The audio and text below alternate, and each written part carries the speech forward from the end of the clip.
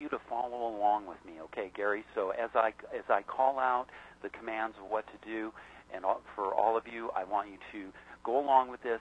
Don't feel like you have to get this down today, because after all, it is the first day on your bicycle. And now, starting again, we're going to come back to the resting position against the navel. And from this position, we're going to push it straight out in front of us, keeping it at the same height as the navel until the arms straighten out. And then focus on the elbows, hyperextend slightly, and then lock. And from this position, we're going to do, again, a smooth pull and release, and then bring it back to the resting position. Now, the reason why we call this the resting position is because it is important when we are doing multiple pulls, when we are testing, because when you do muscle testing, you will find that there is quite a number of pulls involved. And when we do multiple pulls, it's important to refresh and relax and replenish the oxygen supply to those muscles that are being tested. And the way we do that is by momentarily coming back to the resting position. Now, you don't have to keep it held in this position all the time. You just momentarily in between pulls. And then that way you can assure yourself of consistency. And the next thing that we're going to be doing is teaching you or talking a little bit more about what a comfortable pull is. Now, if you take a look at document D, Flying the Jet, you'll see that paragraph 6 talks about tuning into a comfortable pull and to use a pull that feels comfortable to you, to where you experience a comfortable amount of strain that you could repeat maybe 30 or 40 times over the course of a half an hour without aggravating or without prematurely fatiguing the muscle. And so a comfortable pull for you, Gary, can mean a different thing to the next person. And so what all of you need to do is to define what that is for you as you go through the next 10 days. And it could be anywhere from a light amount of strain for you to a moderate amount of strain. And so as you go through these practices, each one of you are going to be defining what is your level of comfort. But the important thing is to keep it comfortable. Now, have you ever heard of muscle testing being called strength testing, Gary? It's kind of the same thing, but it's a misnomer. Muscle testing has really less to do with strength than it does with being able to repetitively identify a certain feeling in the muscle, okay? And in our next coaching session, where we're one-on-one together, we're going to be helping you develop your own unique feel. So I don't want any of us out there thinking that what we're doing is we're testing our strength. It has very little to do with that and more to do with a unique feeling that we will help you identify, that you can easily replicate and never fatigue your muscles or aggravate them, okay? So the main thing is let's keep it comfortable. Make sense, Gary? All right, I hope that makes sense to all of you. Okay, so that is how it is that we pull on the bar. The next thing that we're going to be taking a look at, and this will be in paragraph 7, is setting the speed of the pull. And so this is the area that we want to develop a skill level in as well. And so if you take a look at the numbers on the bar, you'll notice that they start from the mark of 80, and then it goes in increments of 20 there. Do you see that? From 80 to 100 to 120, 140, 160, and so on. Right, Gary? Do you see that?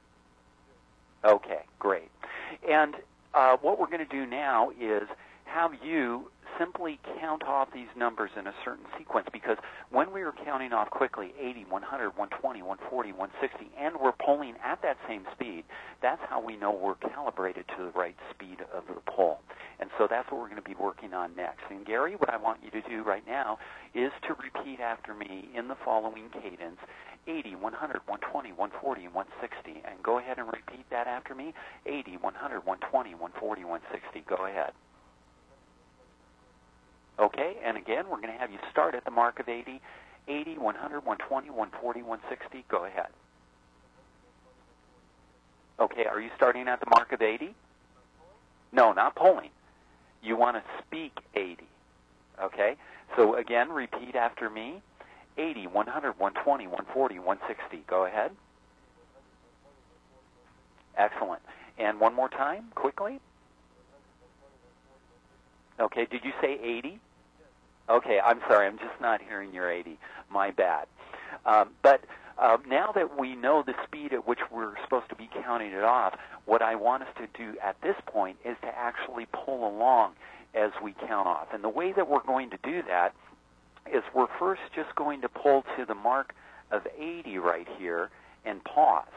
And then when we're ready, we're going to count it off quickly and pull along as we count. So first I'll demonstrate it, and then I'll ask you to do it, Gary. Okay, so here we are, going to the mark of 80 and pausing, and quickly counting off 80, 100, 120, 140, 160, 180. And one more time, back to the belly button, straight out in front, hyperextend and lock those elbows right there. Pull to the mark of 80 and pause, and counting off 80, 100, 120, 140, 160, 180. And that's the speed of the pull. Now, Gary, I want you to follow along with me and go ahead and get into position, starting from the navel, and then straight out in front of you, slightly hyperextending those elbows, locking them into position, pulling to the mark of 80 and pausing, and counting it off quickly as you pull along. Go ahead. Okay, very good. And back to the resting position one more time. And straight out in front, hyperextend and lock. And pull to the mark of 80 and pause and count it off quickly when you're ready, pulling at the same time. Okay, very good. And so we're going to do this one more time, and this time what I want you to do is I want you to also watch the overall flow of the bar as you're pulling apart on it, because that's really what we're going to start paying more attention to, is the overall flow of the bar as we're pulling apart on it. And so let's go ahead and get into position again, Gary, making sure you get a slight hyperextension. Lock those elbows. Make sure they stay locked for the entire duration of the pull. Pull to the mark of 80 and pause. Count it off quickly again as you're pulling, and watch the overall flow of the bar. Okay, very good. And let's do that one more time, watching the overall flow of the bar as you're pulling apart on it. Go ahead. Okay. Now, 3 times, what we're going to do is simply replicate the speed of the pull that we've been paying attention to. Now, there's 2 things that we're going to be doing differently here. The first is we're not going to count off any longer. And the second is we're not going to start from the mark of 80.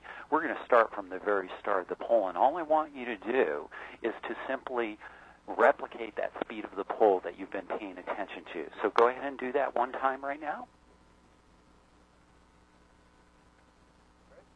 And then let's do that 3 more times. Simply replicate the speed of the pull. In between each pull, you're going to be coming back to the resting position against the navel, coming momentarily resting it there to refresh the muscles, and then doing it again, and then one more time.